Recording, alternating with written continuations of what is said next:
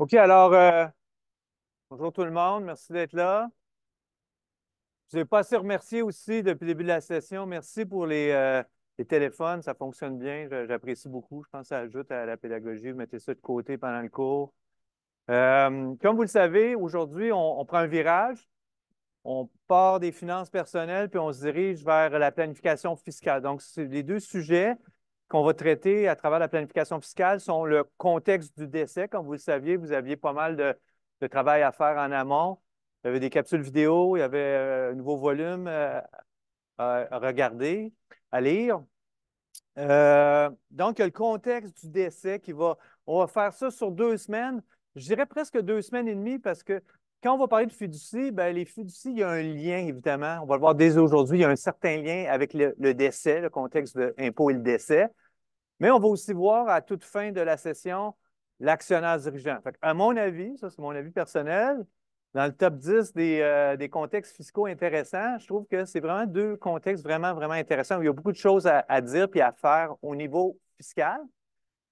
Alors, c'est ça qu'on a au programme pour le reste de la session. Alors, ce que je vais faire avant de vous laisser lousse avec le mini-cas de M. Olivier, cette semaine, c'est plus de la conformité fiscale dans le décès. Évidemment, si on parle de conformité fiscale, la planif est juste à côté. OK? Fait que, il va y avoir un peu de planif aujourd'hui aussi. Puis la semaine prochaine, on va être plus vraiment en mode planif puis juridique, parce qu'il y a beaucoup, beaucoup de juridique dans un contexte de décès. Puis l'autre affaire que je veux vous dire, un message important, c'est que c'est un sujet, malheureusement, qui va vous toucher un jour. En étant des étudiants, des étudiantes en sciences comptables, que vous devenez fiscaliste ou pas, vous êtes des experts au niveau de votre famille pour tout ce qui touche l'impôt, puis même le juridique en partie, parce que l'impôt, ben, tu sais, il y a du juridique là-dedans. Alors, un jour, vous allez être liquidateur, liquidatrice testamentaire. Je vais me dire le plus tard possible, hein, on n'est pas pressé d'avoir ce genre de rôle-là, mais le genre de cours qu'on va avoir cette semaine et la semaine prochaine, ça va vraiment vous aider quand vous allez avoir à œuvrer comme liquidateur d'une succession de quelqu'un qui est décédé au niveau de votre famille. D'accord? Donc, il y a un petit bout morbide là, de le dire comme ça, là, je ne m'étendrai pas là-dessus, mais c'est important de connaître ces règles-là puis d'essayer de tirer son épingle du jeu au niveau fiscal. Alors, comme je l'ai dit, vous avez beaucoup de choses à faire en amont. Je pourrais vous laisser lousse de même puis faire dire au contraire sur le mini-cas, puis on fait la rétroaction après la pause. Non, je vais quand même prendre 15 minutes, au moins m'assurer qu'on a les ingrédients de départ, de base, que vous avez déjà lus probablement ou visionné dans la capsule ou les 3 capsules vidéo. OK. Donc, c'est quoi? Je veux m'assurer qu'on a tous la même information, même connaissance de base. C'est qu'au décès, qu'est-ce qui se passe au niveau fiscal? Un, qui s'impose? C'est qui s'impose suite à un décès? Est-ce que c'est les héritiers? Est-ce que c'est le décédé? Est-ce que c'est la succession? Tu sais, déjà là, c'est pas si facile de répondre à ça de manière affirmative. Donc, ça, on va s'assurer de ça. C'est qui paye? Ben, ça, qui paye l'impôt? Donc, l'assujettissement, ce qu'on appelle l'assujettissement fiscal. Fait qu'on commence avec ça. Alors, mon truc.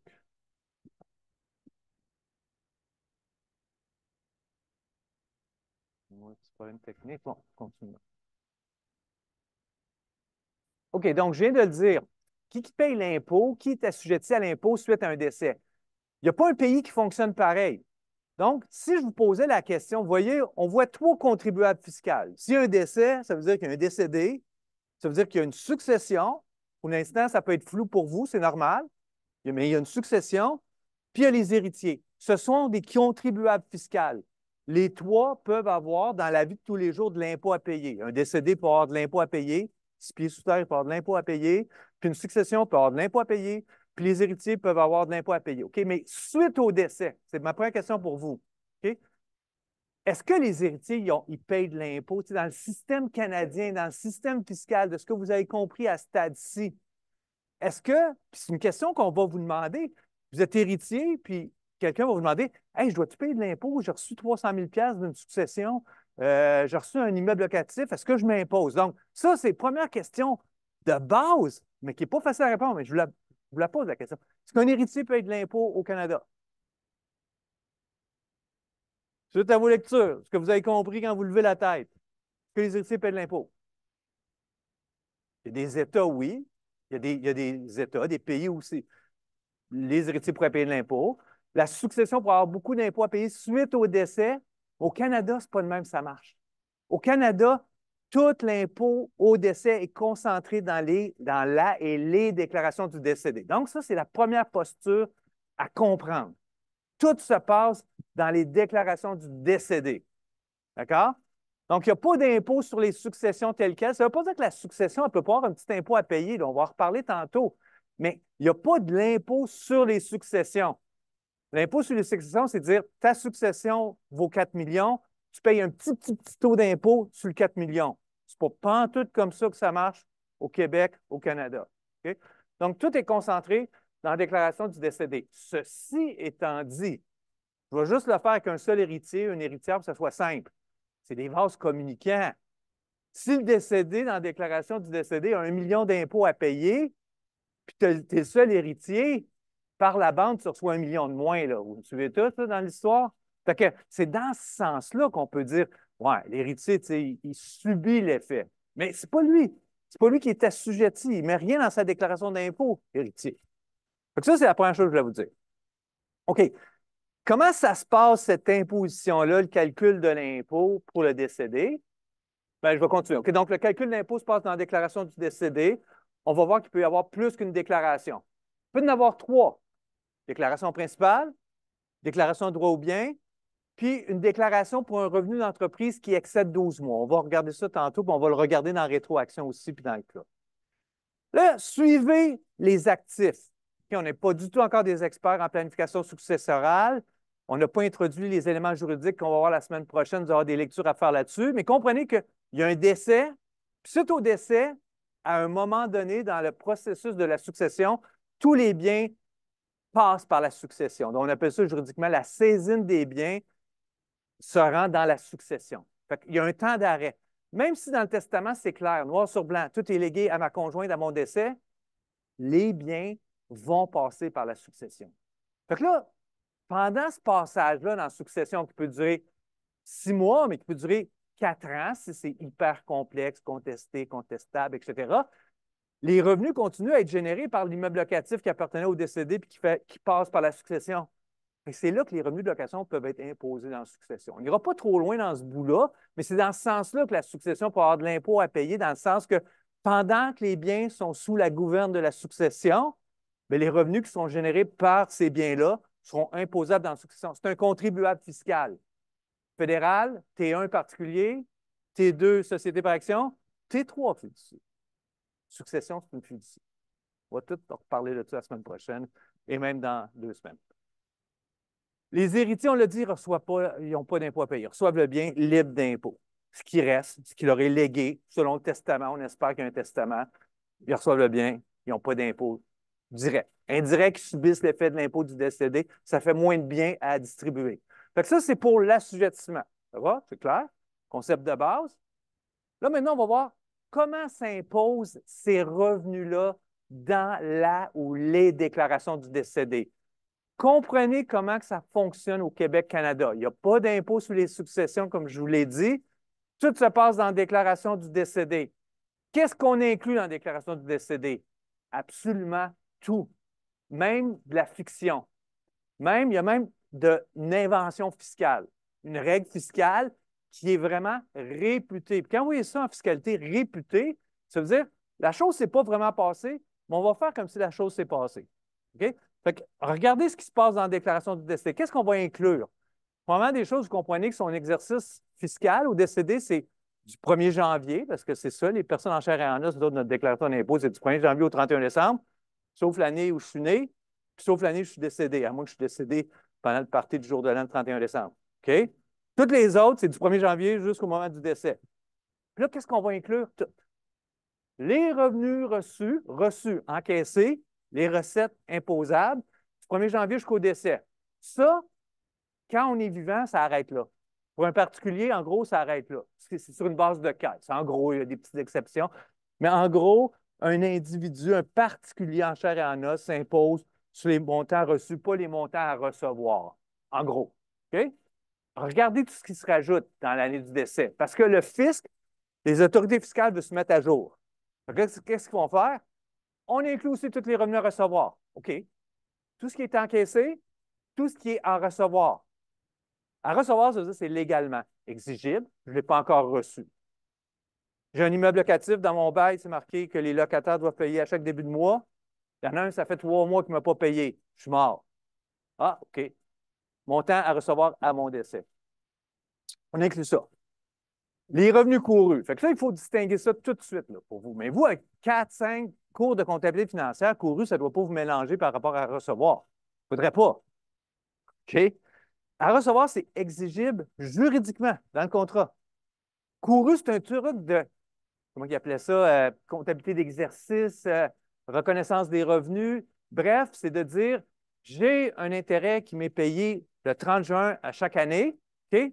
Puis je suis mort le 20 avril. Bien là, du 1er juillet de l'année d'avant jusqu'au 20 avril, c'était des montants qui étaient courus, économiquement gagnés, que je dois inclure sous des principes comptables de reconnaissance d'exercice, où je ne sais plus trop le principe en jeu, d'accord? Donc ça, c'est le bout qui est couru. C'est important de savoir parce que, je le dis tout de suite, déclaration générale, ou principale, excusez-moi, déclaration principale, déclaration de droit ou bien. Ça, c'est un mot qui mélange les gens pour rien. Puis je conçois que c'est compliqué. Dans la vie, tu n'entends jamais ça, ce terme-là, sauf quand tu as un impôt de fiscalité, c'est un impôt de décès. Traduisez ça, là. Déclaration pour droit et bien, c'est déclaration des revenus qui sont à recevoir, pas courus, à recevoir. Si à mon décès, j'ai des revenus à recevoir, je dois faire une autre déclaration, une deuxième déclaration qui va s'appeler droit ou bien, mais qui sont essentiellement les revenus qui étaient à recevoir. Pas courus. Les revenus courus vont dans déclaration principale. On démêle déjà ces choses-là. Puis là, la règle la plus spectaculaire, où au Canada, Québec, on dit on ne taxe pas selon un impôt des successions, 0,5 de 1 de toute la masse successorale. Ce n'est pas comme ça qu'on marche. On fait une invention, on dit OK, on prend une photo au décès, puis tous les biens du décédé, on les déclenche tous. C'est comme sont réputés disposés à juste valeur marchande. Ça, c'est la grosse règle spéciale. C'est la chose qu'il faut savoir vraiment. Ça, je veux dire, si ce n'est pas écrit dans la loi de l'impôt, jamais tu penses à ça. Là. Jamais tu aurais imaginé, oh, on va disposer tous les biens à juste valeur marchande. On va déclencher tout l'impôt possible au jour du décès. Vous comprenez, ça déclenche l'impôt en tabarnouche, cette affaire-là. Là. Je parle évidemment des gens qui ont des actifs significatifs. D'accord? Fait qu'il y a une disposition. Là, réputé est important. Il n'y a pas de cash qui rentre. On fait semblant qu'on vend ton entreprise, ta société par action, 5 millions parce qu'elle vaut 5 millions. Ton PBR est de 100 000. OK? Fait que là, c'est 1 250 000 d'impôts qui arrivent. À quoi tu payes? Ben, pas que le 5 millions, parce que le 5 millions, dans mon histoire, il est fictif, il n'est pas vendu pour de vrai. Il y a toutes sortes de trucs fiscaux autour de ça, comment on règle ça. Mais c'est important de comprendre que c'est une invention dans la loi de l'impôt. Disposition réputée de tous les biens à juste valeur marchande. Puis là, comprenez, le décédé dispose de tous ses biens à juste valeur marchande. L'héritier fait l'acquisition de ce bien-là. Son PBR, c'est quoi maintenant? La juste valeur marchande. Donc, comprenez, défiscalisé au départ. Et ça, si ça fait de la plus-value sur 10 ans, il y aura un autre gain.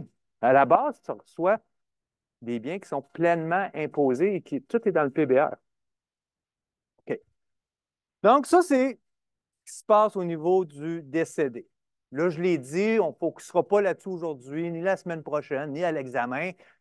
Les revenus, c'est-à-dire les biens qui transitent par la succession, le temps de remettre les biens aux héritiers, puis ça prend un certain temps. Il y a beaucoup de gestes juridiques à commettre par la succession via les liquidateurs, les liquidatrices testamentaires qui sont nommés, on l'espère, au testament. Là, s'il y a ces biens-là, puis ça déclenche des revenus pendant la possession des biens temporaires par la succession, bien, il y aura de l'impôt dans la succession. Puis on parlera de ça un peu quand on parlera des fiducies, mais on ne mettra pas l'emphase là-dessus. Puis ultimement, bien, les héritiers, ils peuvent pas, on l'a dit, il n'y a pas d'impôt, il n'y a pas de revenus, tant que le bien n'est pas devenu possession, possédé par les héritiers. C'est comme ça qu'on fait la démarcation, on fait les cut-offs d'impôts par rapport au bien qui va transiter du décédé à la succession aux héritiers. Ça, ce chemin-là, il peut prendre 6 mois, il peut prendre fiducie, succession Riopel, Jean-Paul Riopel, grand-père québécois. Je pense qu'elle est encore en vigueur, puis elle a 18 ans, cette succession-là. Tout le monde s'estime, les avocats partout là-dedans. Bon, ça existe. Ça existe des histoires de même aussi. OK?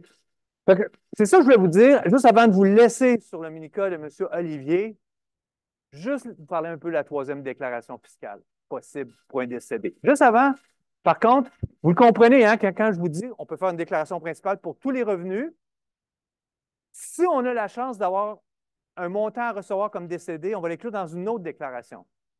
Si on a un revenu d'entreprise qui excède 12 mois, je vais vous l'expliquer, ce bout-là, on peut faire une troisième. Est-ce que vous le comprenez que si je vous dis, dans le cas du décédé, on peut en faire deux, on peut en faire trois, ça s'applique, disons? Est-ce que vous comprenez que vous pouvez très bien dire, on va tout mettre ça dans une seule déclaration? Je ne peux pas me casser la tête, c'est bien trop d'ouvrage. Vous comprenez que vous pouvez faire ça? Puis est-ce que le fils va vous chicaner pour ça? Ils vont vous applaudir. OK? Pourquoi ils vont m'applaudir? Pourquoi ils ne vont rien me dire? Parce que vous comprenez, on a intérêt à faire trois déclarations d'impôt. Si on peut. Si on ne peut pas, on ne peut pas. On a intérêt à en faire deux si on peut. Pourquoi? Parce qu'on prend trois fois les crédits personnels de base, puis on prend trois fois la progressivité des taux d'impôt. Vous comprenez? C'est comme si je vous dis, vous pouvez fractionner votre revenu dans trois personnes. Ça fait chuter l'impôt. Et ça, c'est la base de notre fiscalité. On parle de ça depuis le début de la session, cette histoire-là. La progressivité des taux. Fait qu'il faut que ça vous motive à faire à l'examen ou dans le mini-code, M. Olivier, s'il y a deux déclarations, on en fait deux. Laissez-vous pas déjouer par la BQI, des fois, on commence par mettre tout dans le général, puis après ça, on en fait deux parce qu'on peut en faire deux. Faites-en tout le temps deux, faites-en tout le temps trois si vous pouvez en faire deux ou trois. Si vous n'avez pas de revenus à recevoir, vous n'avez pas de revenu d'entreprise qui excède 12 mois, bien là, tout est dans le principal. C'est fini là. OK, c'est quoi ce revenu d'entreprise? Bon, c'est une version adoucie, c'est une version simplifiée pour que ça se comprenne, honnêtement. Fait que pour le cours, c'est la version qu'on va retenir. Si jamais un jour vous êtes liquidateur testamentaire, le décédé avait un revenu d'entreprise à titre particulier, puis il n'y avait pas un 31 décembre comme fin d'exercice, vous irez dans notre volume puis creusez en détail comment ça se calcule. Mais pour les fins du cours, on va garder des principes. Fait que les principes sont les suivants. Première des choses, la possibilité de faire une troisième déclaration distincte, qui s'appelle celui de la déclaration pour le revenu d'entreprise qui excède 12 mois. Ça peut se passer seulement dans une situation. Ça prend deux conditions. OK? C'est bien ça. Il faut que ta fin d'exercice, là, faites attention, je ne parle pas d'une société par action. Je meurs, je suis actionnaire d'une société par action. La société par action fait 10 millions par année. Ça ne me touche pas. Moi, je ne suis pas. Pour moi, ça, la compagnie. Par contre, mes actions, ouais, disposition de mes actions à juste de ma chance, ça peut faire mal. OK? Fait que, comprenez que je vous parle d'un individu en chair et en os qui a un revenu d'entreprise. OK, parfait. Donc, ça se peut qu'il y a des bonnes chances qu'il y ait un 31 décembre. OK? Si un 31 décembre, tout ça, ça ne s'applique pas. Ça ne donne aucun impact. OK? Mais on a le droit de choisir un exercice qui n'est pas le 31 décembre.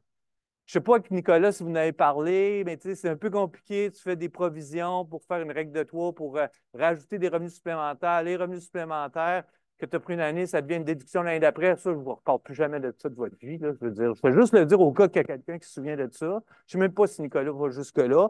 Mais quand tu n'as pas un 31 décembre, tu as un revenu d'entreprise à titre de particulier, il y a comme une complexification qui se passe là, de genre de jeu de règle de trois. Ça, on n'en parle pas dans notre cours, OK? Ici, comment on le travaille. Mais pour venir à mon histoire, si tu n'as pas un 31 décembre, tu meurs après la fin de l'exercice. Je ne sais pas si vous le voyez déjà. Si tu meurs après la fin de l'exercice, puis ce n'est pas un 31 décembre, tu vas inclure dans ta déclaration de décédé plus que 12 mois. Parce que tu vas inclure les revenus normaux, comme si tu étais vivant, plus la partie qui est le nouvel exercice jusqu'à ton décès. On va le faire avec des chiffres, là, puis un exemple, ça va être plus visuel parce que quand je le dis dans l'air de même, c'est pas facile à suivre du tout. Donc, regardons une situation où le début d'exercice d'une société en nom collectif ou quelqu'un qui a un revenu d'entreprise pour un particulier, disons que ça commence le 1er avril 2021. Ça, c'est le début de son exercice, d'accord? La fin d'exercice, c'est le 31 mars 2022. Hein? Ça va de soi, 12 mois. Première question pour vous pour comprendre le reste. Puis c'est bien correct que votre réponse, votre réflexe ne soit pas le bon réflexe. Mais je veux vous le soulever, je veux l'isoler, ce bout-là. Quand je vous dis qu'un revenu d'entreprise gagné par un particulier pour un exercice du 1er avril 2021 au 31 mars 2022, pas de décès, pas de règle spéciale. Comment ça s'impose, ça? Vous l'avez appris, mais peut-être c'est loin. Comment ça s'impose? Il y a 3 mois en 2022, il y a 9 mois en 2021. Comment ça s'impose? Savez-vous comment ça s'impose? Souvenez-vous de ça? Qu'on inclut tout en 2022, qu'on inclut 9 douzièmes en 2021, 3 douzièmes en 2022. C'est normal, là. probablement la moitié pour l'un, pour l'autre moitié pour l'autre, si on faisait un sondage. C'est normal, c'est pas nécessairement logique, mais il faut savoir la règle. C'est que tout s'impose dans l'année civile où finit l'exercice. Tout. Le plein 12 mois, il y a 9 mois en 2021, pas important. C'est quoi ta fin d'exercice? 31 mars 2022. OK, 2022, tout est imposé en 2022. Commencez-vous à comprendre l'histoire de la règle pour le revenu d'entreprise qui excède 12 mois? Si tu décèdes, dans mon exemple, après le 31 mars 2022, tu vas inclure 12 mois de revenu d'entreprise. Vous me suivez? 1er avril 2021 ou 31 mars 2022. Je viens de vous le dire, ça. Là, si tu décèdes, oups, le 20 août, il va falloir inclure le bout du 1er avril 2022 exceptionnellement jusqu'au 20 août 2022. Fait que là, oups, ça fait un autre 142 jours. Comprenez-vous que le fisc, il se dit, OK, on va donner à la succession une petite pause parce que comprenez-vous que les 142 jours se rajoutent par-dessus. Fait que là, tu es peut-être déjà à 250 000 de revenus, tu es à 53,3. Tu sais, c'est l'histoire de la progressivité des taux. Fait que là, le fisc reconnaît que c'est pas normal d'avoir plus que 305 jours pour la même entreprise dans la même déclaration. Fait qu'on te donne le choix de dire, regarde, le bout qui excède, là, 142 jours, m'aller dans une autre déclaration. On va le faire. On va le faire parce qu'on va réduire l'impôt comme ça. Voilà. Fait que pour les fins du cours, gardons-le comme ça. Il y a un revenu d'entreprise pour une seule, la même entreprise, là. Il y a un revenu d'entreprise, puis c'est pas un 31 décembre la fin d'exercice, puis la personne décède après. C'est ça qui s'applique. OK. Je vous laisse travailler. On se donne jusqu'à la pause, là, jusqu'à 1h30. On travaille sur le cas de M. Olivier. Je rends ça disponible. Comme d'habitude, vous téléchargez ça localement. On va se faire une grosse rétroaction après la pause. Puis je me promène, puis on échange sur le sujet. Donc, je vais rendre ça disponible.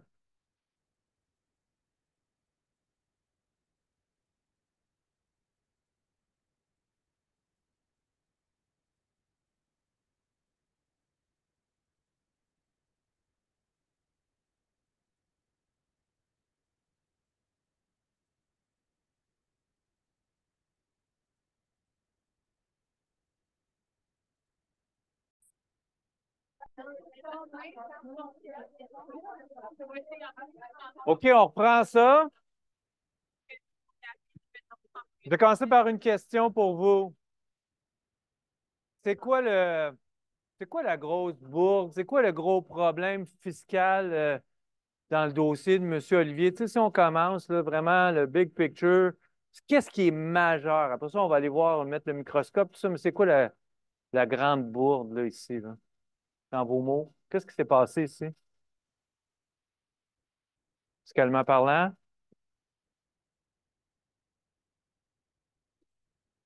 Non?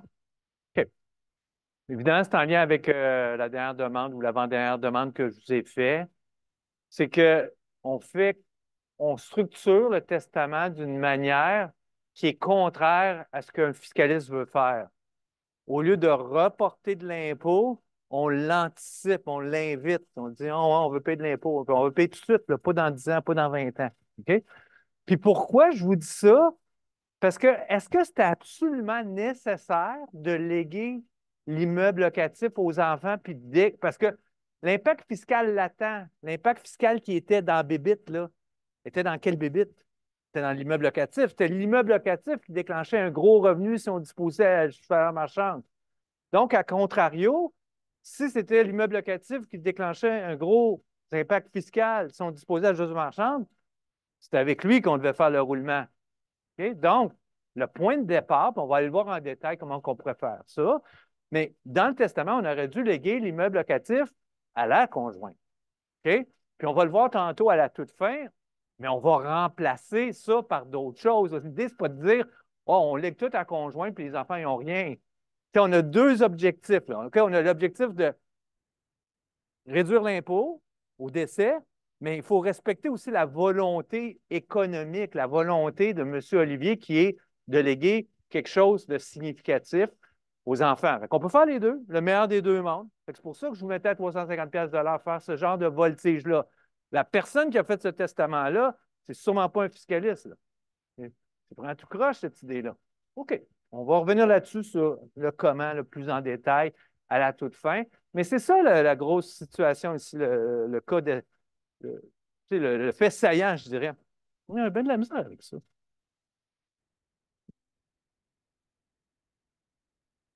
OK. Donc, il y a un décès. On va se faire une ligne de temps tantôt. Monsieur Olivier est décédé le 20 août 2018. D'accord? Donc, il y a à peu près 7 mois de ça. Puis là, ça, c'est quelque chose qu'il faut avoir le réflexe. Dès le départ dans la demande, c'est sûr, c'était la première fois pour vous, c'est normal que vous n'aviez pas ce réflexe-là, mais à l'examen, par exemple, il va y avoir une question de ce type-là, c'est certain. OK? Une des premières choses que vous devez savoir, allez voir dans la demande ou vers la fin, est-ce qu'il y a un testament? Est-ce qu'il y a un testament? Cherchez le testament, comme dans la vraie vie, une recherche testamentaire. Regardez s'il y a un testament, parce que comprenez-vous que tout change dépendamment du testament. Parce que ce n'est pas le même impact fiscal si les biens sont légués aux enfants que s'ils sont légués à la conjointe. C'est la base de ce qu'on se dit là. D'accord? Donc, ici, on devait aller voir est-ce qu'il y a un testament. S'il n'y a pas de testament, on va voir ça la semaine prochaine, les conséquences juridiques, on va tout parler de ça. Mais pour l'instant, on sait qu'il y a un testament, on va lire c'est quoi les dispositions du testament. Puis en gros, ça dit l'immeuble locatif 50-50 aux 2 enfants, 11 ans, 19 ans. Puis tout le reste, c'est comme ça, legs universel. Ce que ça veut dire legs universel à la conjointe, ça veut dire tout ce qui n'est pas legs nommé particulier, comme immeuble, ça c'est un legs particulier. Tout le reste, le résiduel, incluant la facture d'impôt indirectement, que tu ramasses, on reparlera de ça la semaine prochaine, bien, dans ce cas-ci, va à la conjointe. OK? Fait que ça, il faut que j'aille ça en tête avant de traiter fiscalement chacun des biens qui sont dans l'inventaire du décédé. Si je n'ai pas cette information-là, je vais à l'aveugle. D'accord? Fait que ça, c'est comme le départ, avoir la vue d'ensemble de la situation. Je vous ai parlé, vous n'êtes pas obligé de le faire comme ça, là, mais moi, je me ferais un inventaire des biens pour être sûr de traiter fiscalement chacun des biens. Alors voilà, il y avait un immeuble locatif dans cette histoire-là, des obligations, il y avait des actions de société publique, il y avait le REER. Mais ça, le REER, évidemment, ça ne déclenchera pas d'impôt parce que c'est légué à la conjointe, donc roulement.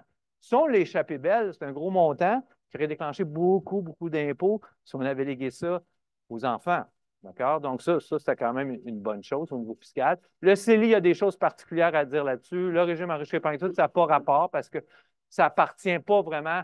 Bien, les cotisations appartiennent à M. Olivier, mais on le sait qu'ils sont défiscalisés parce qu'ils n'ont pas donné lieu à une déduction fiscale. Fait que quand tu récupères, on a tout dit ça, hein, quand on récupère les cotisations, ben, ce n'est pas imposable, évidemment.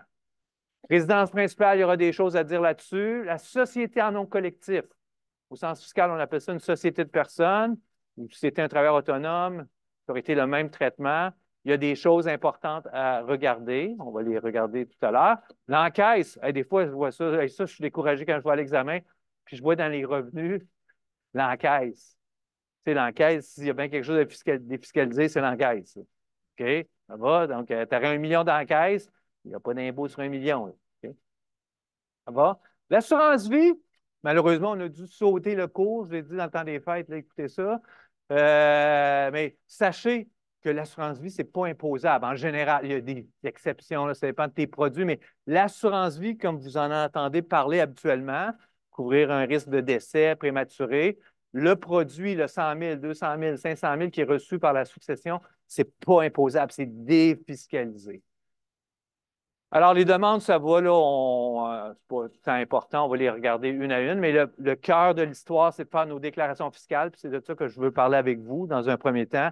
Comment on traite fiscalement les différents items, les biens qui sont détenus par M. Olivier à son décès. D'accord?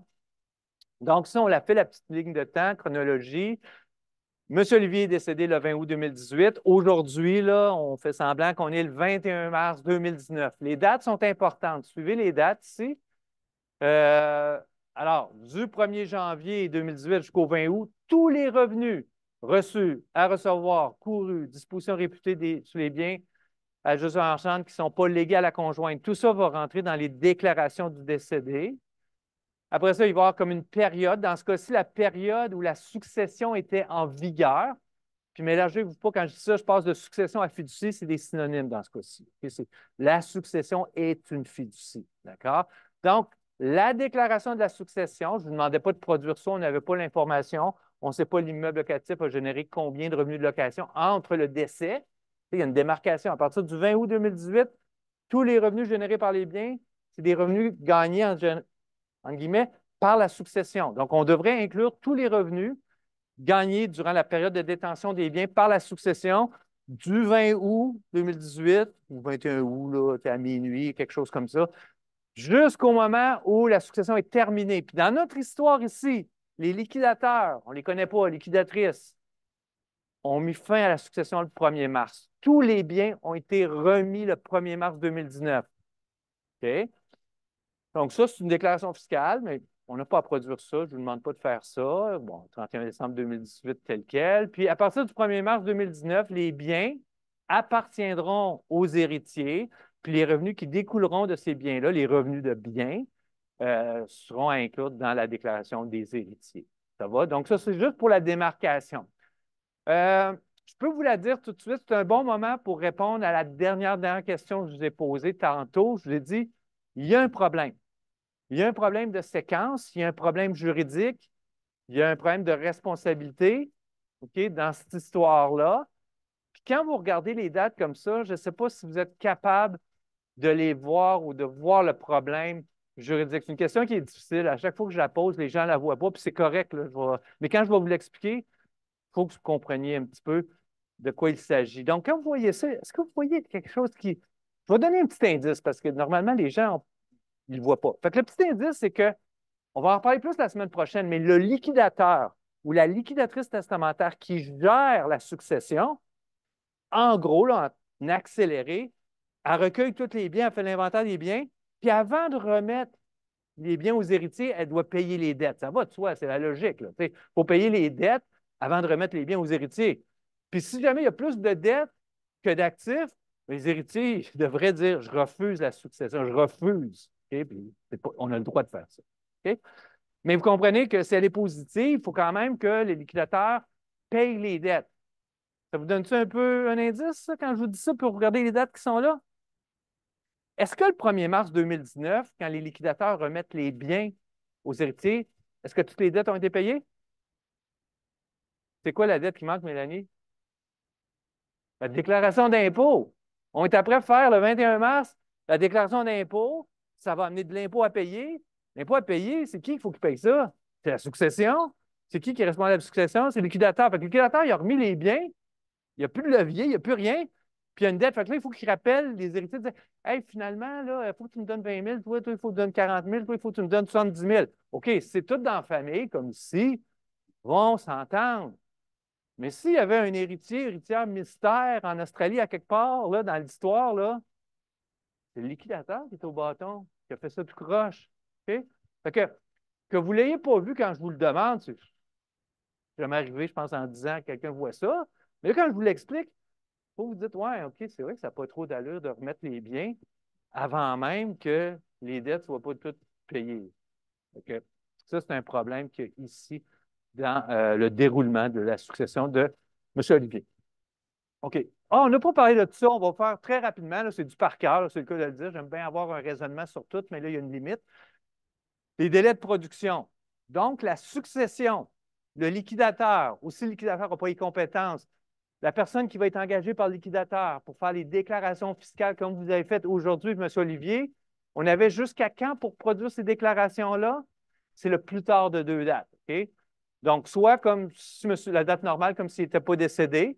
Fait que la date normale, si M. Olivier n'était pas décédé, ce n'est pas le 30 avril 2019 parce que ça, c'est une petite exception, je ne sais pas si vous vous rappelez. Quand tu as un revenu d'entreprise, on te donne jusqu'au 15 juin. C'est le plus tardif du 15 juin 2019 ou 6 mois après le décès.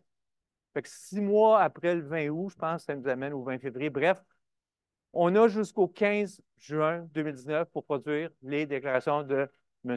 Olivier. On est le 21 mars. On est correct. Ça, ce n'est pas un problème pour les délais de déclaration.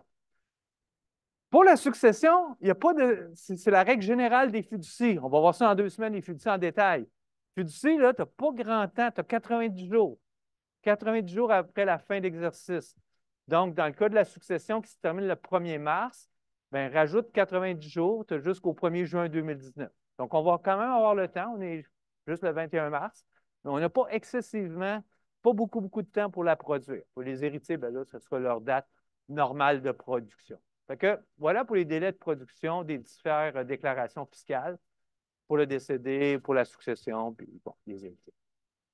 Alors, allons-y maintenant avec les déclarations fiscales possibles. On sait qu'il y aura la déclaration principale. Puis, dans le cas de M. Olivier, on va avoir une déclaration distincte de droit ou bien. On a des revenus qui sont à recevoir. Fait que nous, on pourrait tout mettre ça dans la principale, mais ce n'est pas ça qu'on veut. On veut scinder le plus possible les revenus quand on peut. Si on ne peut pas, on ne peut pas. Et quand on peut, on va le faire. Puis si on pouvait même produire, puis il faut le faire quand on peut, on le fait, une autre déclaration qui est le revenu d'entreprise, mais pour la même, hein, je pourrais vraiment vous envoyer une curve, là, puis vous mettre un revenu d'entreprise.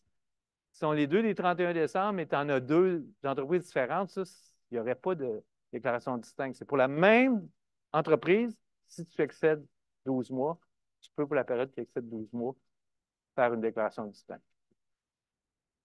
Succession, je ne vous demandais pas de le faire, mais ce sera les revenus du 21 août jusqu'au 1er mars. Et pour les héritiers. OK. On y va. Bien par bien.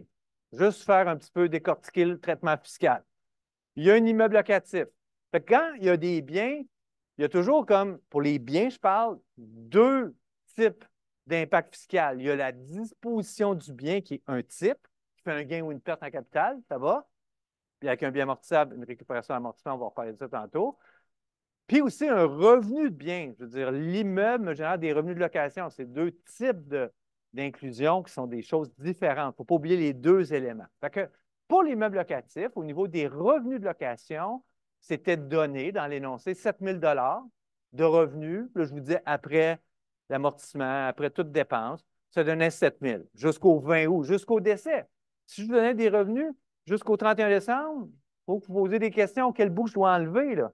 Il y a vraiment un cut-off, une démarcation. Les revenus après le 20 août, ça n'appartient plus à M. Olivier. Il est mort le 20 août. Okay? Donc, si je vous donnais ça assez facile, 1er janvier au 20 août, je vous l'isole, cette information-là, c'est 7 000. Il n'y a rien de spécial là-dedans, ça, c'est déclaration principale. Mais du même souffle, je vous rajoute qu'on a un mauvais payeur. Un mauvais locataire, ça arrive. Puis il y en a un, c'est le locataire-là qui est en retard, puis il doit 1 500 de revenus de location.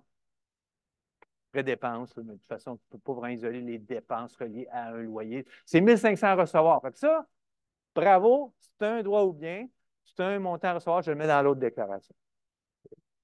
Puis là, il y a l'autre volet, il y a la disposition réputée, puis elle a l'erreur, comme j'ai dit. Normalement, ça n'aurait eu aucun impact fiscal. On aurait roulé au conjoint, on aurait légué cet immeuble-là, mais on a fait une boulette, OK, puis on l'a légué aux enfants. Fait que disposition à juste dans la chambre. Ça vous a probablement permis de réaliser que, oups, je ne sais pas trop comment ça marche, le traitement fiscal quand on dispose un bien amortissable. Puis, je vais faire un petit 5-10 minutes, ouvrir une parenthèse là-dessus tantôt. J'arrive. Donc, dans ce cas-ci, l'immeuble à disposition à cheval marchande, bien, le terrain, ça, c'est facile parce qu'il n'y a pas d'amortissement. Lui, c'est vraiment juste valeur marchande moins le PBR, moins le coût. Donc, 60 000, moins 15 000, ça fait 45 000. Puis, seulement la moitié est imposable, 22 500. Okay? C'est pas quand tu as encore des mesures là, qui peuvent augmenter l'inclusion à 66 et 2 tiers quand c'est en haut de 250 000 de gains, bref. On reste tout à 50. La bâtisse, il y a un bout qui est facile pour vous, la bâtisse. La bâtisse a été payée 100 000, elle vaut 240 000, ça fait un gain capital de 70 000 pour une inclusion de seulement la moitié de 35 000. Ben, excusez, non, 240 000 moins 100 000, ça fait 140 000, pour 50 ça donne 70 000. Et là, peut-être certains d'entre vous étaient capables de faire le calcul, parfait, mais on va regarder ça en détail. Il y a une récupération d'amortissement à inclure. Fait que juste vous dire, je le sais d'expérience, même le mot récupération d'amortissement, je ne suis pas sûr que tout le monde sait toujours que c'est un revenu. Là. Il y en a qui, tu sais, wow, c'est vrai que c'est une drôle d'expression. Je prends votre défense. Là. Une récupération d'amortissement, qu'est-ce que ça veut dire?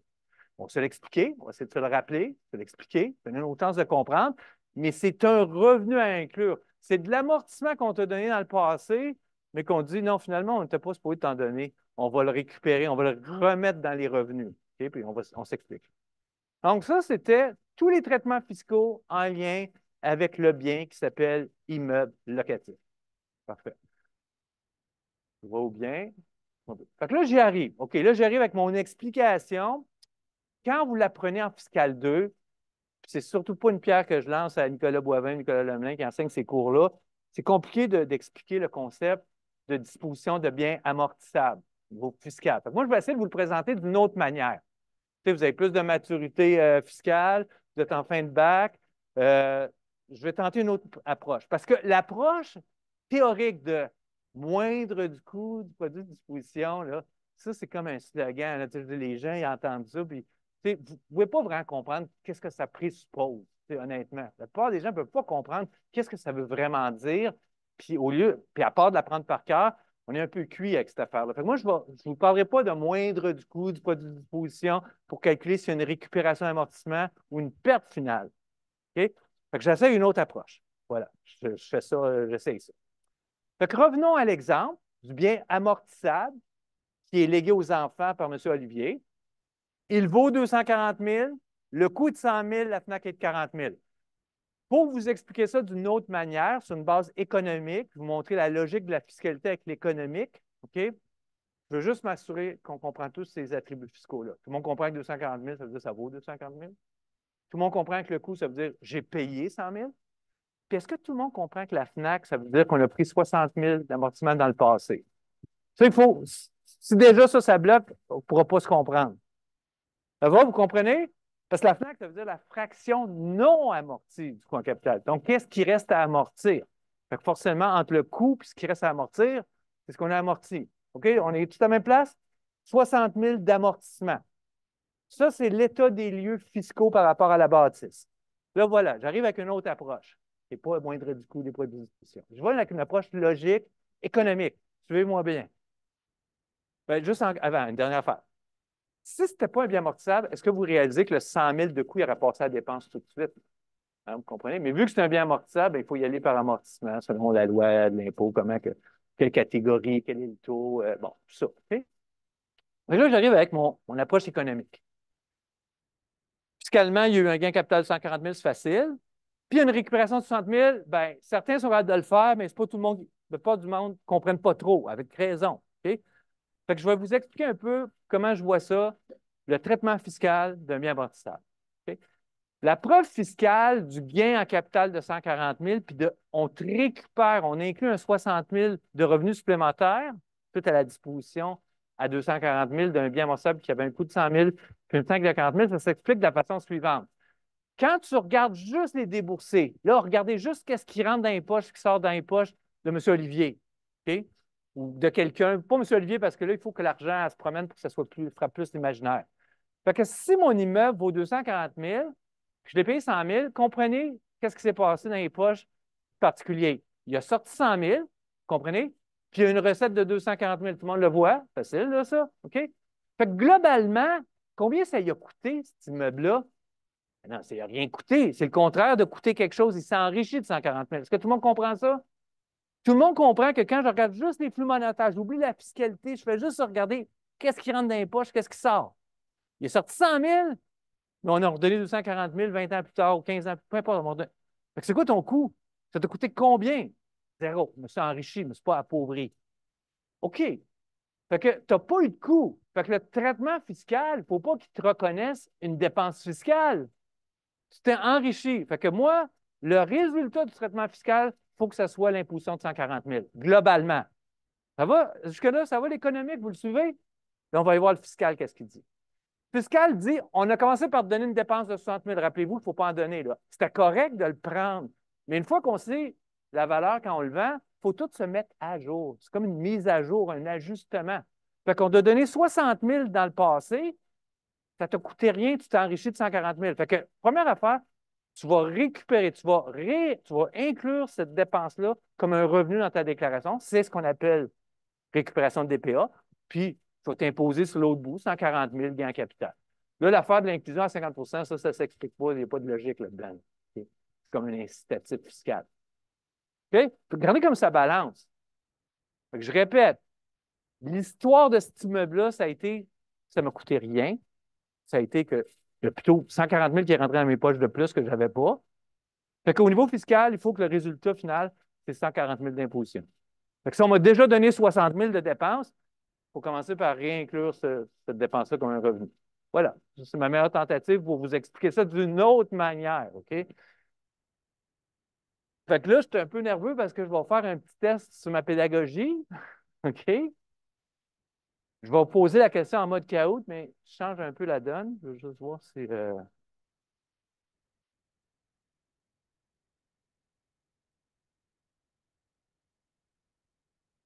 OK. Donc, on va aller sur chaos.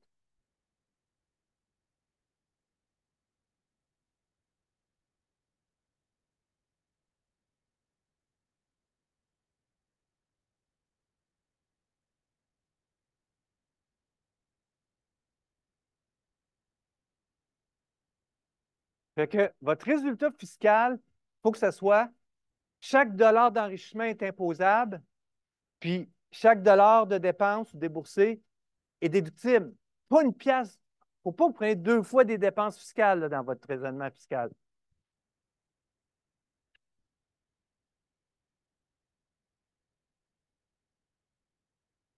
Faites le calcul économiquement dans un premier temps, puis essayez de trouver le résultat fiscal. Puis là, je vous donne la situation. Je vais vous donner la situation.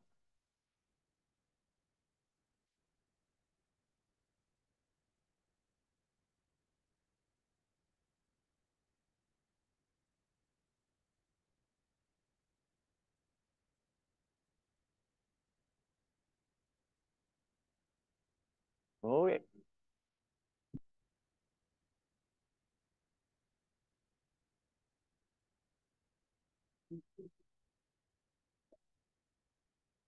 Allez sur une base de recettes puis de déboursés. La bâtisse vaut 70 000. Elle a coûté 100 000. La FNAC est de 40 000. Oups. Ouais, là, je ne m'aide pas bien avec ça. Là. Oups, ça, c'est encore pire.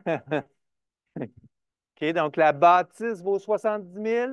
Le coût est de 100 000. La FNAC est de 40 000. Quel est l'impact fiscal?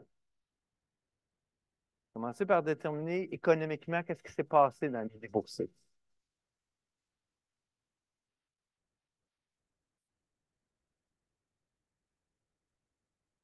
pouvez échanger entre vous, évidemment.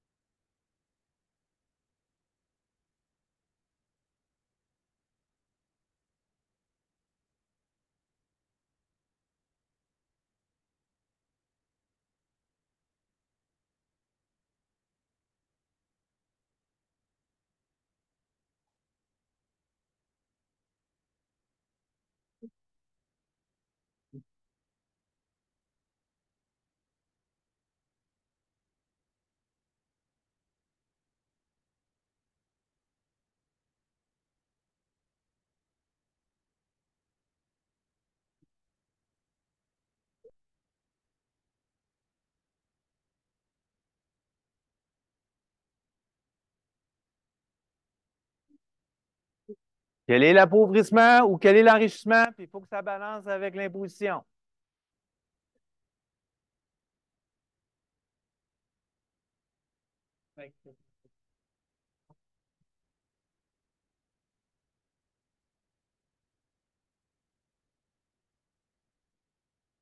Ben, honnêtement, là, je vais juste partager ça. Là.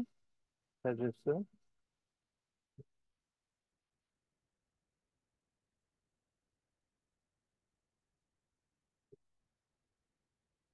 Honnêtement, d'avoir 12 personnes, là, en tout cas, quand tu regardes les réponses, c'est la réponse qui a eu le plus d'adhérents. C'est un bon résultat pour moi, OK, pour ce concept-là. D'habitude, c'est plus bas. J'ai senti dans vos discussions, il y en a plusieurs qui ont compris, qui ont vraiment compris. Ça demeure quelque chose de complexe, d'accord? Je vais vous montrer comment il faut le raisonner, mais je veux juste vous dire tout de suite, wow! Non, t'as plus juste à l'envers, là. OK, c'est la récupération. OK, mais il y a quand même, je suis content qu'il y ait 11 personnes. C'est quand même beaucoup. C'est quand même bien par rapport aux résultats dans d'autres groupes que j'ai eus. Donc, la récupération de 30 000, je vais vous l'expliquer. Je vais vous dire la réponse, puis c'est pas pour. Je m'attends à ça. Mais la pire réponse, je vais quand même la dire. La pire réponse, c'est celle qui est en jaune. Celle qui est en jaune, là, C'est comme si tu demandes 2 piastres de dépenses pour 1 piastre d'appauvrissement. Il va m'expliquer. OK? Je vais vous expliquer. C'est pas juste, tu peux le dire. Tu peux y aller par cœur, dire ouais, je me souviens, Nicolas il a dit qu'il n'y a jamais de perte en capital sur un bien amortissable. C'est vrai. Nicolas a dit à la récupération, la perte finale, tu calcules le moindre du coût de la disposition. C'est vrai. Sauf que quand vous faites ça, vous n'avez aucune idée pourquoi vous faites ça. OK? Fait que moi, j'essaie de vous montrer un peu pourquoi vous faites ça. C'est ça un peu l'idée, là. Mais vous pouvez revenir à la base de ce que vous avez appris, puis le faire un peu par cœur. Mais alors, regardons ce que je veux dire quand je vous dis que la pire réponse, c'est la réponse en jaune, dans le fond.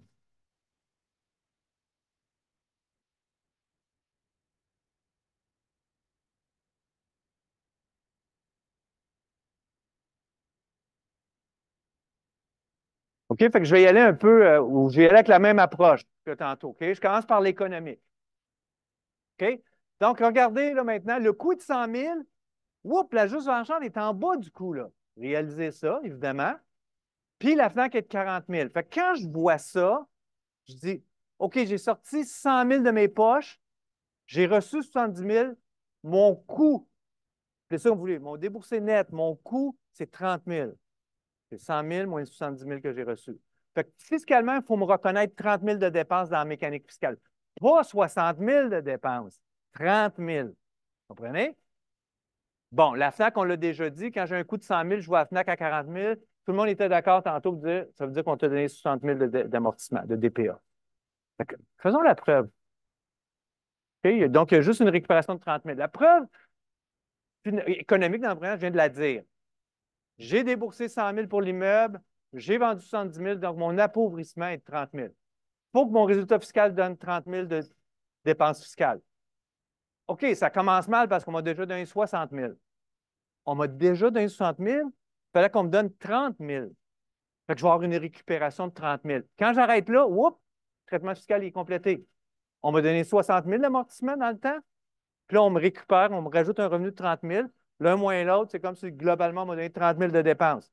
Normal, mon approvisionnement est de 30 000.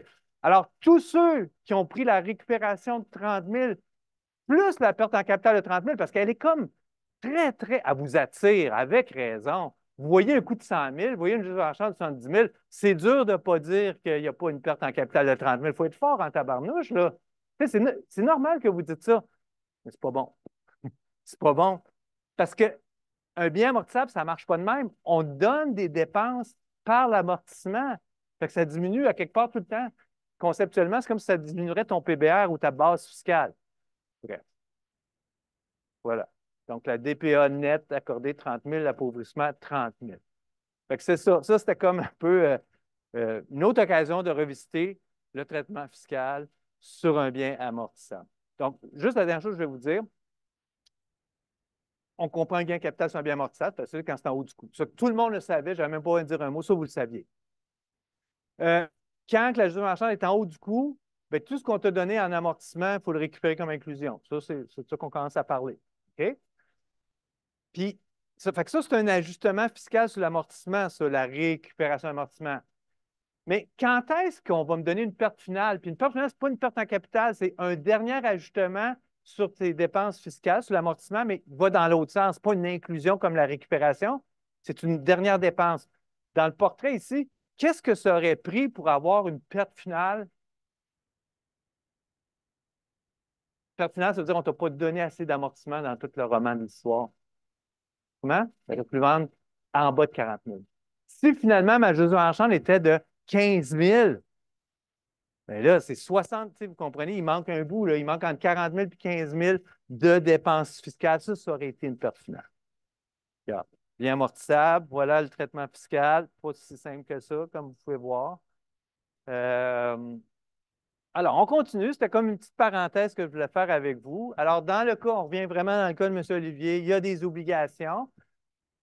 C'est quoi les caractéristiques de ces obligations-là? Elles ont été payées, déboursées. Le coût était de 88 000. Au moment du décès, elle valait 82 000. Puis la valeur nominale est de 80 000. Fait qu'on va commencer par calculer la composante revenu, puis après ça, on regardera s'il y a un gain ou une perte en capital par rapport à la disposition de ces obligations-là. Donc, la partie revenu, elle disait qu'on versait à chaque 30 juin 5 de revenu d'intérêt. On sait que ça se calcule tout le temps sur la valeur nominale. Donc, 5 de 80 000, c'est 4 000.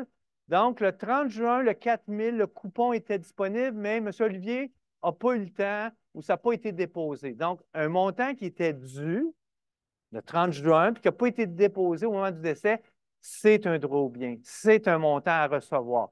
Donc, ce 4 000-là, on va l'inclure dans la déclaration droit au bien de M. Olivier. Mais l'histoire n'est pas finie. Il faut inclure même les revenus courus. Donc, ils ne sont pas exigibles juridiquement, légalement. Je ne peux pas aller à la caisse et dire mon oncle est mort, puis il est mort le 20 août, fait que donne-moi l'argent du 1er juillet 2018 au 20 août 2018. Mais non, la succession va attendre au 30 juin de l'année d'après pour recevoir le plein montant de 4 000. Vous me suivez?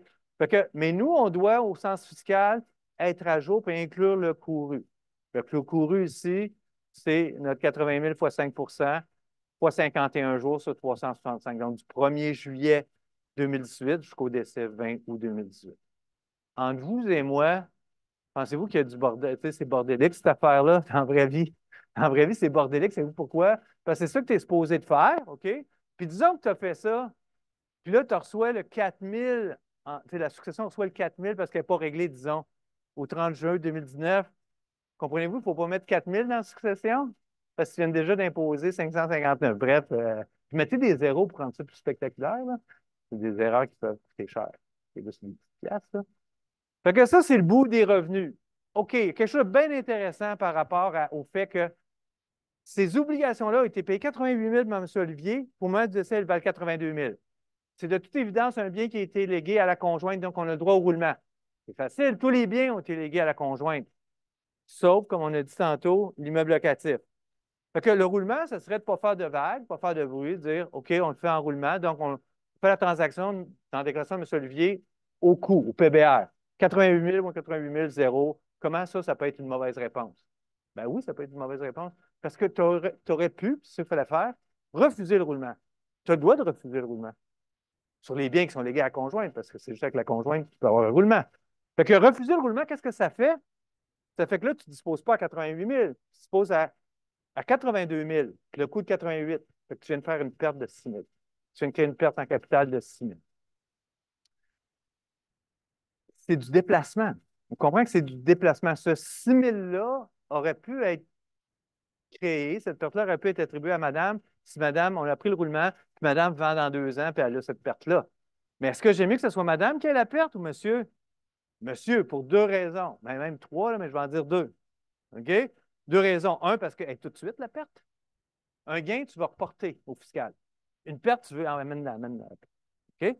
Puis l'autre raison, c'est parce que tous les revenus sont concentrés. Dans la déclaration de M. Olivier, dans les déclarations de décédé, normalement, c'est le plus gros impôt que tu vas avoir à payer dans ta vie. Une chance, tu es 6 pieds sous terre pour ne pas vraiment sentir cette histoire-là. Mais vous comprenez, il y a un paquet de revenus qui ne s'incluent pas normalement dans la vie de tous les jours, là, la disposition réputée à juste marchande, notamment.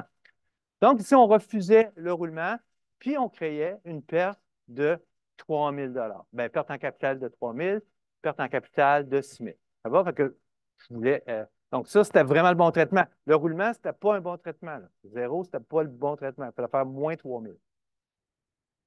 Ça, c'était pour l'obligation. Comme je vous ai dit, l'aspect le plus complexe ici, c'était les actions de la société publique. Commençons par la partie revenu. OK? La partie revenu, il y a quelque chose d'important à dire. Il était dit dans l'énoncé qu'il y avait un dividende qui avait été déclaré le 1er août, puis on vous dit qu'il était payable le 31 août.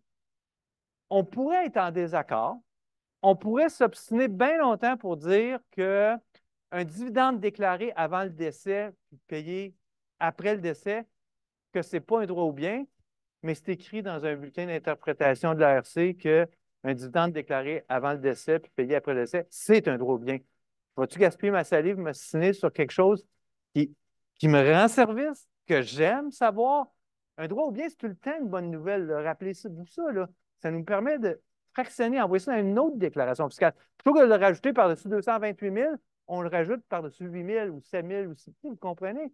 Fait que, on ne s'astine pas. Si on l'apprend, puis on se souvient de ça, OK? Fait que je le dis une dernière fois, un dividende qui est déclaré avant le décès, mais qui est payable après le décès, c'est un droit au bien.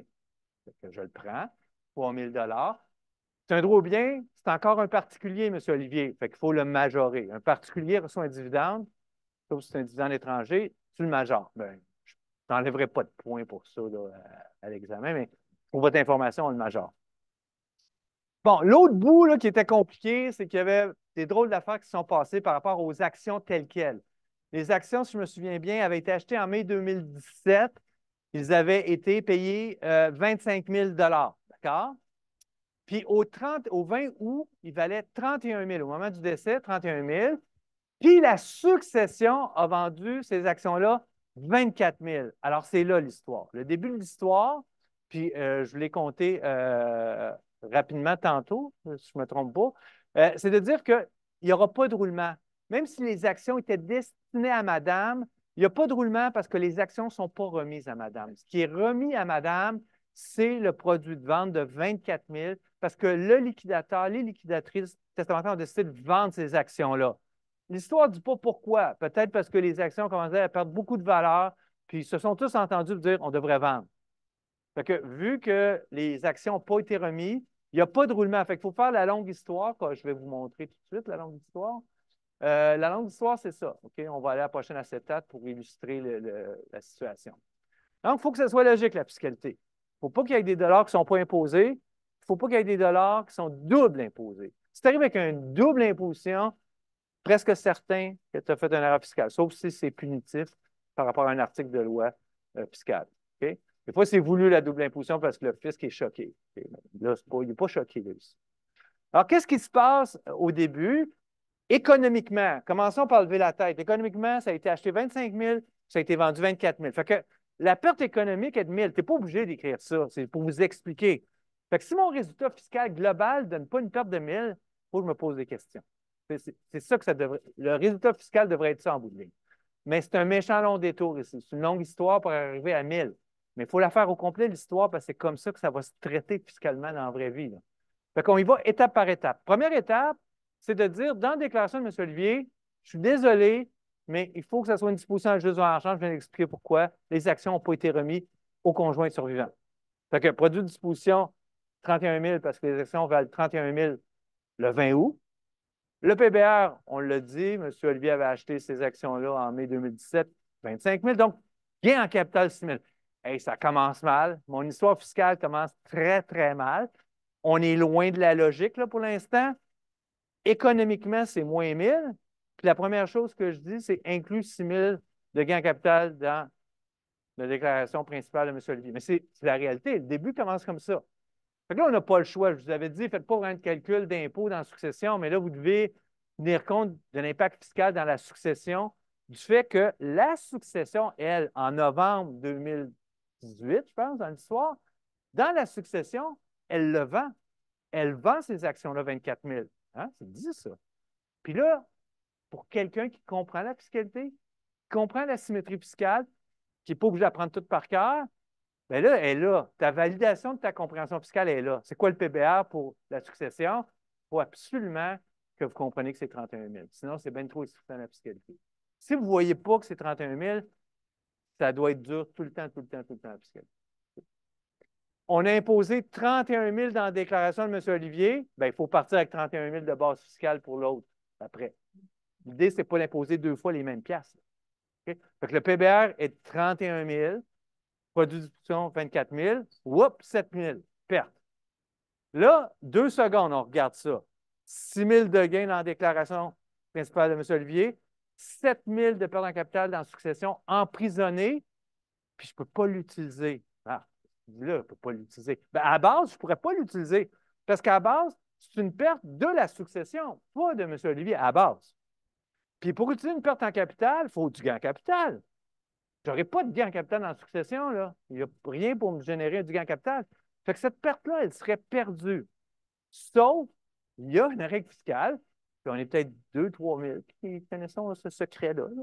Il faut que tu sois fiscaliste, il faut que tu fasses de la fiscalité pour comprendre, puis savoir qu'il y a un paragraphe qui s'appelle 164.6 qui vient dénouer la double imposition. Vous comprenez qu'il y aurait une double imposition ici. D'avoir juste 6 000 imposables, M. Olivier, d'avoir une perte de 7 000 qui ne sert à rien dans la succession, ça serait une double imposition. Fait que le paragraphe 164.6, qu'est-ce qu'il dit? Okay. Vous comprenez l'histoire? c'est qu'une perte qui est subie dans la première année de la succession, on va en reparler la semaine prochaine, je vais le redire ça, OK? Mais une perte qui est subie dans la première année de la succession, si elle ne peut pas être utilisée en succession, comme c'est le cas ici, parce que c'est une perte en capital, on peut exceptionnellement la reporter dans la déclaration du décédé. Wow! Ça dénoue, elle finit bien mon histoire. Elle est longue, là, OK? Elle est vraiment longue, mais elle dénoue l'histoire. 6 000 de gains en capital, j'ai déjà inclus. Je récupère la perte de 7 000 qui était en succession. Bingo, j'arrive avec une perte en capital de 1 000. Économiquement, c'était ça le résultat. Mais il faut toute la faire en long. Tu ne peux pas juste arriver à mettre paf, moins 1 000 dans l'histoire. Parce que ce pas les mêmes contribuables qui font les gains et les pertes dans cette histoire-là. Mais par miracle, j'ai un article de loi très, très pointu qui me permet de dénouer cette situation très inconfortable-là. Oui, Ethan? Oui, oui, oui. Oui, c'est ça. C'est pas si perdu que ça, parce que c'est ça le résultat final. Puis, tu sais, je vous le montre au long, OK? Je vous le montre au long, pour de vrai, là. Si vous allez me mettre directement dans la déclaration de M. Olivier, 1000 pièces de perte, puis vous ne me comptez pas de l'histoire de la paragraphe 164, ça m'a tout venir vos points quand même. Mais je vous explique comment ça se passerait. Puis au passage, parce qu'on voit des trucs fiscaux intéressants, des réflexes fiscaux de dire, OK, le produit de disposition de l'un devient le PBR pour l'autre. Tu sais, on voit des choses intéressantes au sens fiscal, ou en tout cas, intéressantes, à mon avis, mais importantes pour ceux qui veulent évoluer, puis avoir des réflexes fiscaux. Même si vous n'êtes pas fiscaliste, quand vous allez jaser avec des fiscalistes, parce que vous allez être dans le monde des affaires, vous pouvez être intelligent fiscalement, là, poser des bonnes questions, puis suivre la parade un bon bout. OK? C'est ça que j'essaie de faire en ce moment. OK, quoi d'autre? Il y avait d'autres éléments dans l'inventaire. Il y avait le REER. REER, 750 000. Si le bien n'est pas légué à la conjointe, c'est 750 000 d'inclusion dès le départ. C'est peut-être 375 000 d'impôts, là. OK? Fait que ça, c'est important, quand tu peux, léguer ça au conjoint survivant puis reporter l'impôt. C'est sûr que si les deux sont sur le lit de mort, il y en a un qui a 95, l'autre a 97, là, tu sais, je veux dire, là, ben, tu sais, on va reporter pas longtemps. Tu sais? Moi, que le conjoint survivant se rematch avec quelqu'un de 68 ans, ou je ne sais pas trop, mais bon, je déconne là, un peu, là. OK, donc REER, 750 000. Roulement. Résidence principale. OK, ça, j'ouvre la porte sur quelque chose. C'est quelque chose qui peut être très, très simple, comment je vais le dire, mais en vérité qui est un peu compliqué, mais on va le garder au niveau simple. OK? C'est le réflexe. C'est le réflexe que je veux vous faire comprendre puis développer avec vous. La résidence principale, elle est légale à conjoint. OK? Le coût est de 120 000, la justification est de 260 000. Fait que c'est sûr que vous pourriez très bien dire roulement.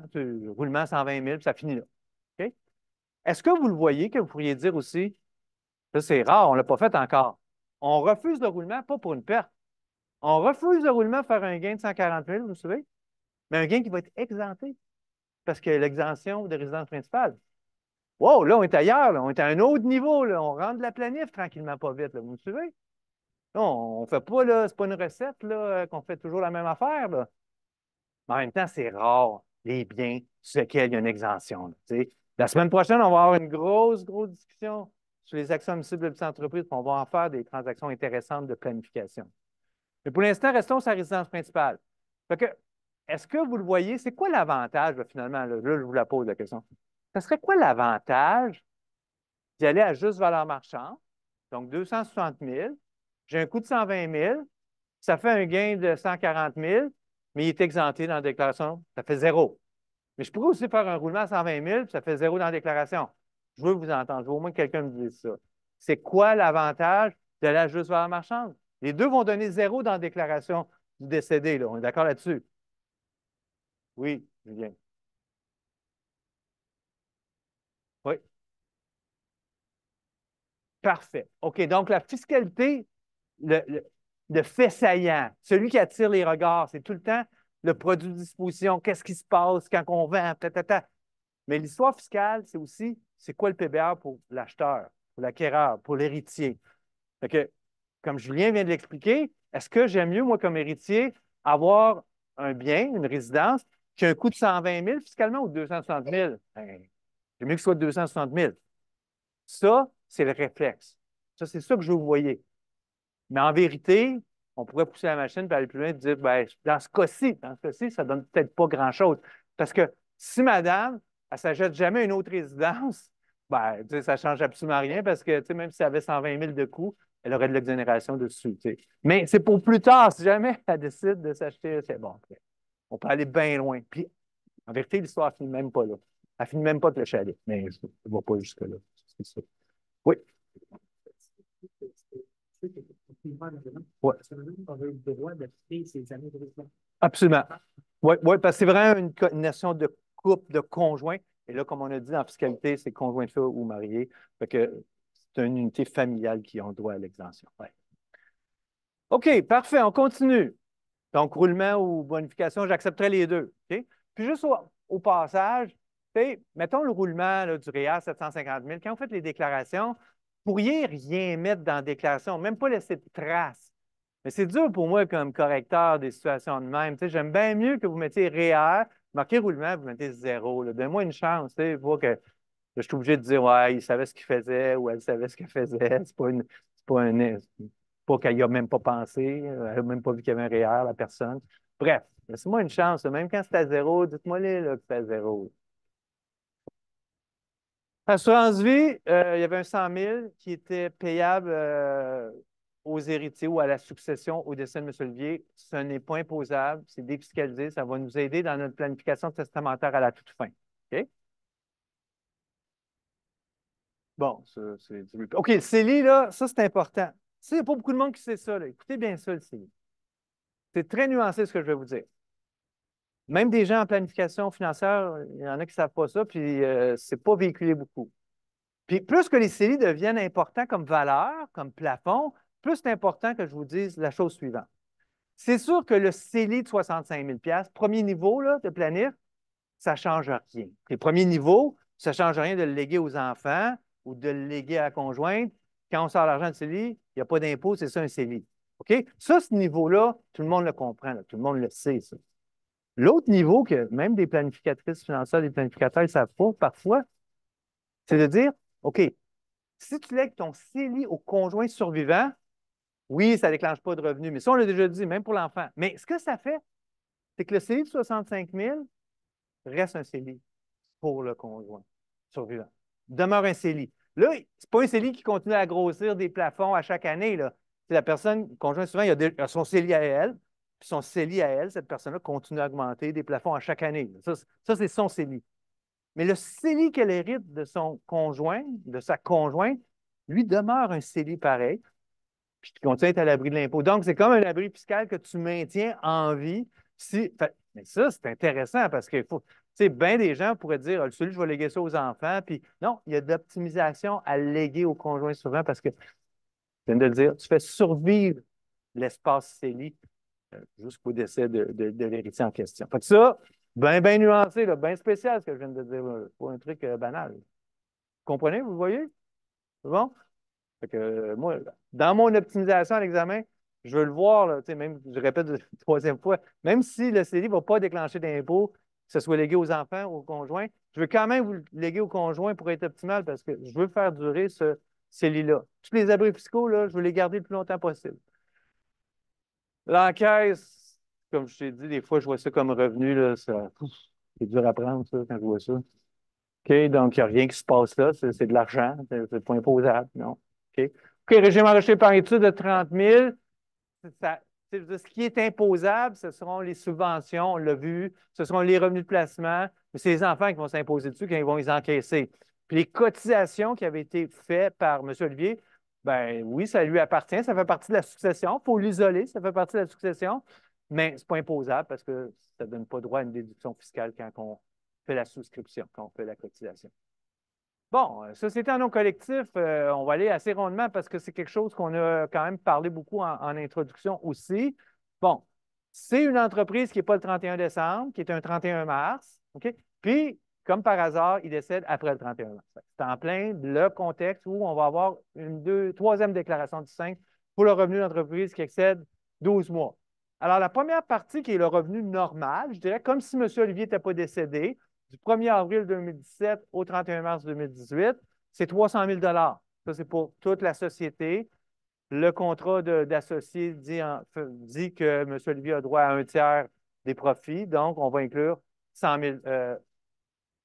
Oui, c'est ça, 100 000 on va inclure.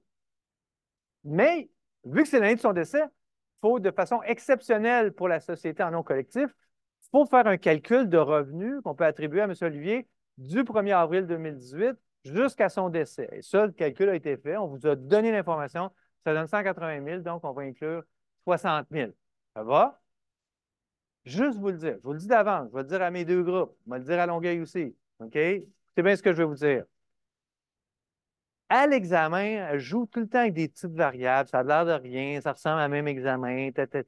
Mais en jouant sur une coupe de petites affaires, ça peut donner des résultats complètement différents. C'est la beauté de la chose par rapport, pour moi, en tout cas, dans mon cours. Puis vous, il faut que ça vous mette vous soyez aux aguets, OK? Sans trop paniquer, là, mais il faut être aux aguets.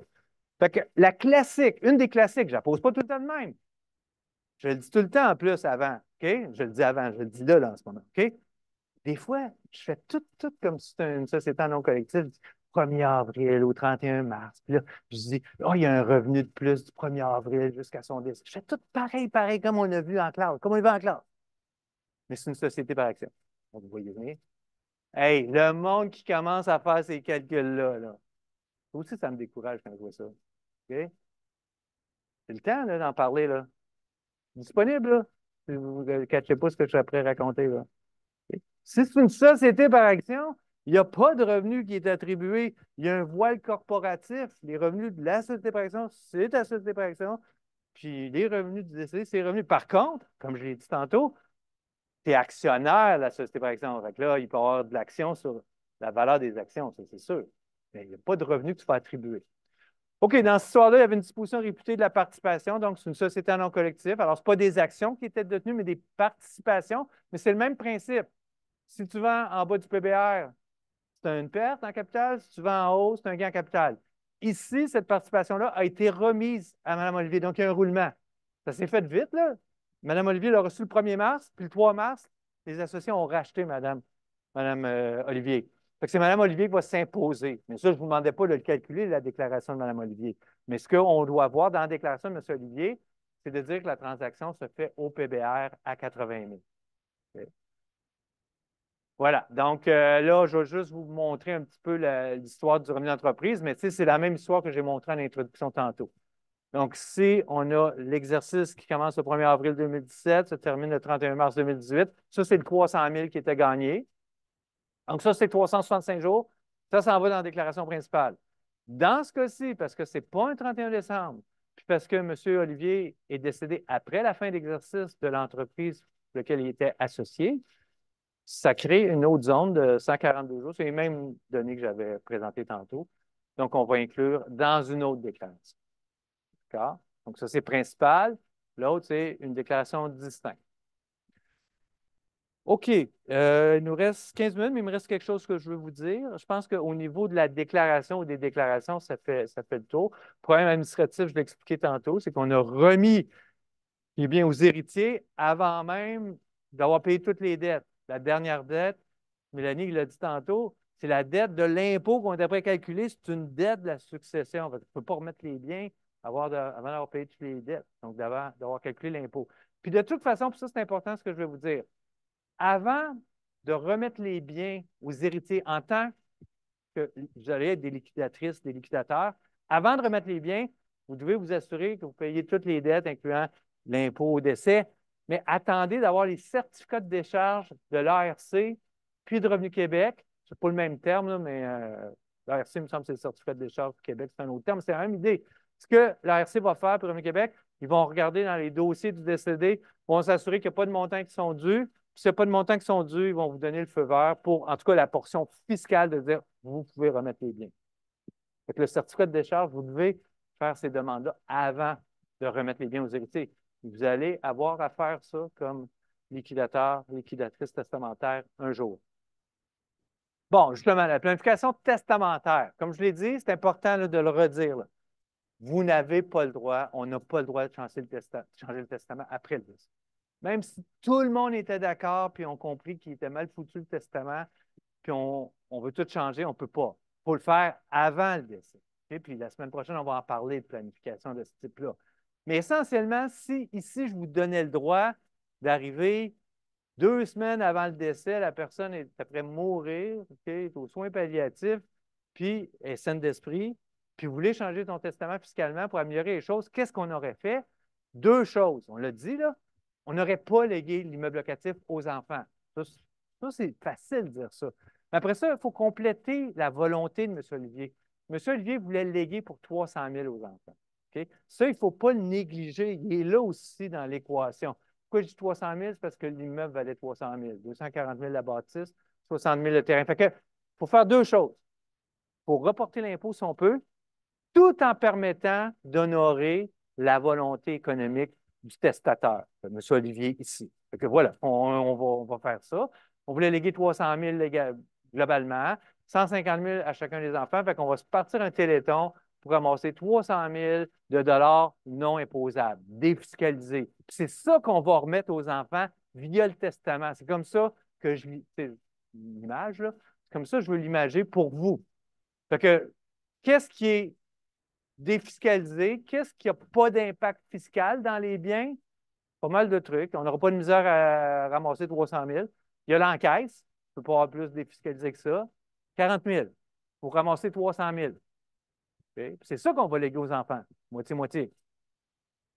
Les obligations, ça, c'est pas toujours défiscalisé. Apprenez pas ça par cœur. C'est défiscalisé dans ce cas-ci parce qu'elles valent 82 000 puis le coût est de 88 000. La preuve que c'est défiscalisé, c'est qu'on a refusé le roulement. Fait que si on a refusé le roulement, ça donne le même résultat que tu lègues aux enfants, parce qu'il n'y a pas de roulement, que si tu lègues à la conjointe qui refuse le roulement. Fait que un bien à perte, c'est un bien défiscalisé, quelque part. Fait que là, je suis rendu à 122 000, je veux ramasser 300 000. L'assurance vie, ça va vite. On ramasse ça, on met ça dans le téléthon. C'est rendu à 222 000. Il manque 88 000. Il y aurait d'autres possibilités, mais une qui vient intégrer un autre élément encore plus pointu de planification qu'on va voir la semaine prochaine. Puis je n'irai pas dans le détail aujourd'hui, mais le REER qui est légué, le bout de REER, parce que tu ne lègues pas tout le REER à une seule personne, tu n'es pas obligé, tu peux fractionner ton legs REER. Mais le bout du REER qui est légué à un enfant mineur, whoop, il y a quelque chose de bien spécial qui se passe. On va en reparler la semaine prochaine. Mais en gros, c'est l'enfant mineur qui s'impose, ce n'est pas le décédé. Puis l'enfant mineur, il y a un crédit personnel de base de 18 000 là, à peu près. Là. Que tu aies 1 an ou tu aies 32 ans, tu l'as à 1 an, ce crédit personnel de base-là, mais tu ne l'utilises jamais parce que tu n'as pas de revenu. Mais là, l'enfant qui a 11 ans dans cette histoire-là, tu vas y léguer.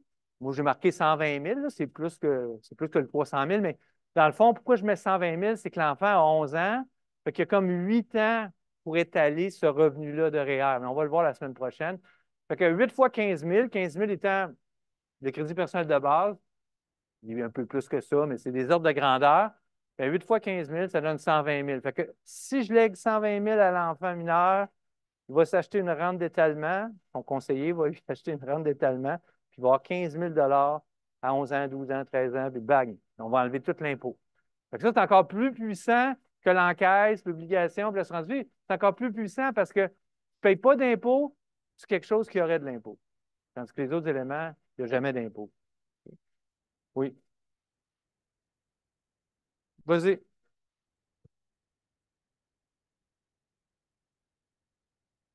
Oui, ça, c'est une maudite. Non, non, c'est complètement cadré dans l'impôt, puis c'est une maudite bonne question. Fait que jusqu'à 18 ans, tu vas pouvoir t'organiser pour pas qu'ils touchent à cet argent-là. Tu as différentes formes juridiques qui vont te permettre de faire ça sans que ça soit trop compliqué. Par contre, ta question demeure. OK, tu ne donnes pas, mettons, de 11 ans à 18 ans. Fait que là, c'est 120 000 tu y avais donné, mais que tu sais, il peut juste faire 18 ans. Il y a eu du rendement un peu là-dessus, ça vaut 150 000. Là, il n'y a plus d'élastique. À 18 ans, il touche le 150 000 d'un coup. Fait que là, est-ce que ça, c'est une bonne idée? Oui, oui, oui. Ben, c'est ça que je dis. Oui, ben, moi, c'est comme ça que j'ai pris ta question. Puis c'est ça que j'ai voulu répondre. Oui, tu peux faire ça. Ce serait ça l'idée. C'est de léguer 120 000, qui fait en sorte que, comme on va le voir la semaine prochaine, un décaissement, je vais prendre ton terme, de 15 000 à chaque année. Donc, on fractionne. OK? Puis, il n'y a pas le droit de toucher à cet argent-là parce qu'on pense que ce n'est pas nécessairement une bonne idée à 11 ans de pouvoir partir au magasin de bonbons avec 15 000 Tu as tout à fait raison. Il y a des moyens de faire ça. Mais ce que je veux faire réaliser, c'est qu'à 18 ans, tu n'as plus. Puis lui, là, il n'a pas touché, il ne peut pas toucher, il ne peut pas toucher. Qu'à 18 ans, ça vaut maintenant 150 000. Là, Là, tu ne peux plus le retenir, cet argent-là. Mais c'est une bonne question. Oui. Fait que ça ressemble à ça. Alors, on continue sur les questions testamentaires, successorales, plus planif la semaine prochaine, puis plus juridique. On va parler du patrimoine familial, entre autres. Ça devrait être intéressant pour vous. Alors, on se voit la semaine prochaine avec la suite.